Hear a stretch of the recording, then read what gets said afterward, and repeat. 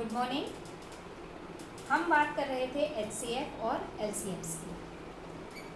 आज का हमारा क्वेश्चन है इस तरह के सवालों को देखना जिनमें हमें सीधे सीधे कहा ना गया हो कि एचसीएफ निकालना है या एलसीएम निकालना है और हमें उनको खुद ही पहचानना है कि इसमें हमें करना क्या है। तो ये आज का जो पहला क्वेश्चन है वो ये कह रहा है 30 डेसीमीटर लंबे और 25 डेसीमीटर चौड़े कमरे में वर्गाकार टाइल्स लगानी है जिससे कमरे का फर्श पूरा पूरा ढक जाए।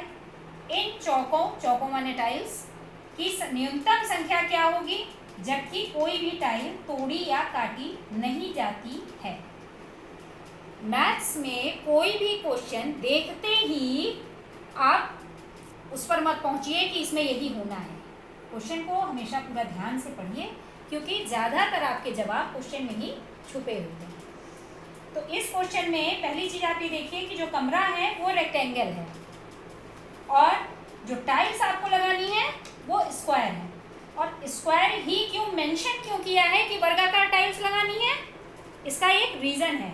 मैथ्स में कोई भी वर्ड यूं ही या ऐसे ही नहीं लिख दिया जाता है, हर शब्द का कहीं ना कहीं कोई ज़रूरत और मतलब महत्व ज़रूर होता है।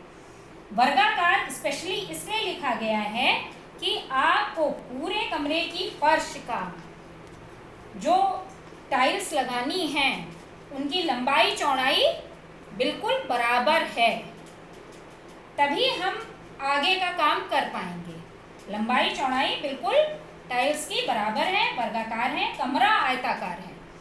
और इसको कहने का यहाँ पे मेंशन करने का मतलब सिर्फ इतना ही है कि हमको जो भी निकलेगा रिजल्ट वो एक रिजल्ट ही दूसरे के लिए मान्य होगा।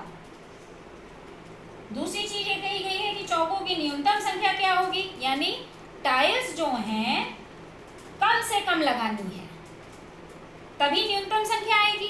टाइल्स की संख्या जो है वो कम से कम है तभी उनकी न्यूनतम संख्या आएगी। और कम से कम टाइल्स लगे किसी जगह पर, तो ये आप देखिए एक डायग्राम के द्वारा, ये मान लीजिए आपका कमरा है और इसमें आपने टाइल्स लगानी है। अब इसमें टाइल्स लगाने के कई तरीके हैं, आप छोटी छोटी टाइल्स भी लगवा सकते हैं, लेकिन छोटी छोटी टाइल्स अगर आप लगाएंगे तो टाइल्स की संख्या क्या होगी, बढ़ जाएगी। यानी आपको बड़ी बड़ी टाइल्स लगानी है जिससे कि टाइल्स की संख्या कम रहे। तो अब बड़ी बड़ी टाइल्स कितनी बड़ी बड़ी हो कि संख्या कम से कम हो, इसके लिए आप ये देखिए कि बड़ी बड़ी टाइल्स कितनी बड़ी बड़ी हो कि उनकी संख्या कम से कम हो। अगर आप एक ऐसे ड्रॉ करें तो आप ये देखेंगे कि बड़ी बड़ी टाइल्स जिनकी संख्या जिससे कि कम से कम हो, उसके लिए आप किस पे डिपेंड कर रहे हैं, कमरे के जो आपका ये क्षेत्रफल दिया है लंबाई और चौड़ाई, इस पे डिपेंड कर रहे हैं आप पूरी तरीके से। और इस पर डिपेंड करने के साथ ही आपको अब ये भी एक चीज़ मेंशन हो गई कि टाइल्स क्या है, वर्गाकार है, यानी आपका ये इशू भी यहाँ पर मायने रखता है।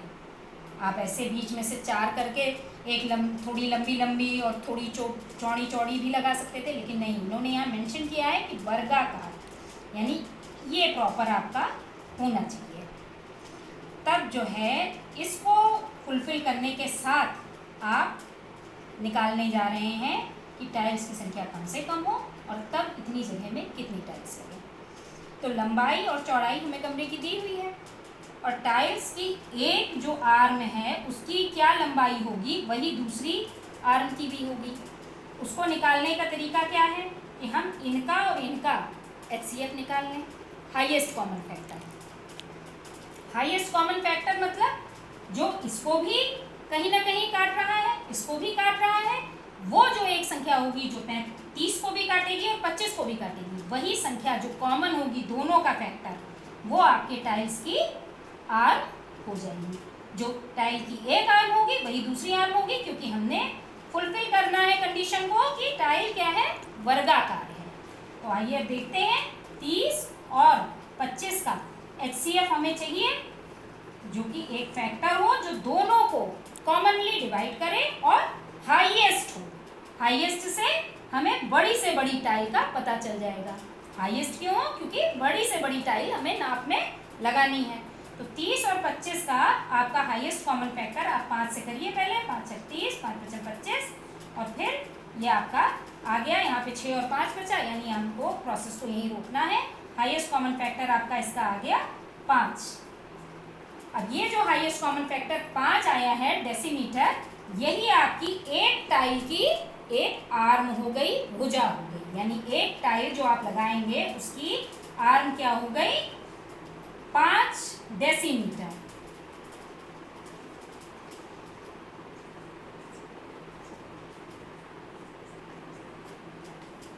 अब ये 5 डेसीमीटर की एक टाइल हो गई, दूसरी चूंकि वर्गाकार है तो दूसरी भी 5 डेसीमीटर हो गई। अब फर्दर आप ये समझिए कि फर्श को हमें पूरा पूरा ढकना है, कोई भी टाइल काटनी है, तोड़नी नहीं है।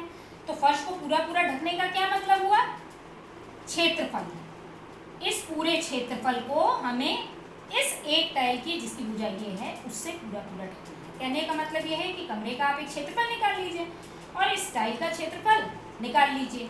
इस पूरे क्षेत्रफल को टाइल के क्षेत्रफल से जब हम भाग देंगे तो हमें पता चल जाएगा कि कितनी टाइल्स लगेंगी। तो देखिए कमरे का क्षेत्रफल क्या होगा, कमरे का जो क्षेत्रफल है, क्योंकि फर्श को पूरा ढकना है, हमें कोई भी हिस्सा खुला नहीं छोड़ना है, तो उसके लिए हमें कमरे के क्षेत्रफल की जरूरत होगी। और क्षेत्रफल बराबर होता है लंबाई गुणे चौड़ाई। तो लंबाई गुणे चौड़ाई में आप यहाँ पर आ गए 75 और 1 0, 750 डेसीमीटर स्क्वायर। ये आपका कमरे का क्षेत्रफल हो गया। इसको हमें पूरा पूरा टाइल्स से ढकना है। तो आप टाइल्स से पूरा पूरा ढकने का मतलब कि आपको टाइल का क्षेत्रफल निकालना पड़ेगा कि एक टाइल का क्षेत्रफल क्या होगा। तो एक टाइल का क्षेत्रफल होगा भुजा गुणे भुजा, क्योंकि टाइल क्या है, वर्गाकार है। तो भुजा गुणे भुजा में 5 डेसीमीटर है उसकी एक भुजा, तो 5 बचे 25 डेसीमीटर स्क्वायर। ये एक टाइल का क्षेत्रफल हो गया। अब आपको कमरे का क्षेत्रफल पता है, एक टाइल का क्षेत्रफल पता है, तो आप आसानी से पूरे कमरे के क्षेत्रफल को अगर एक टाइल के क्षेत्रफल से भाग देंगे तो आपको पता चल जाएगा कि कितनी टाइल्स इन ऑल लगनी है इस कमरे के फर्श पे। तो आप 750 जो आपका आया है कमरे का क्षेत्रफल, उसको विभाजित करेंगे 25 से, जो कि आपका है एक टाइल का क्षेत्रफल।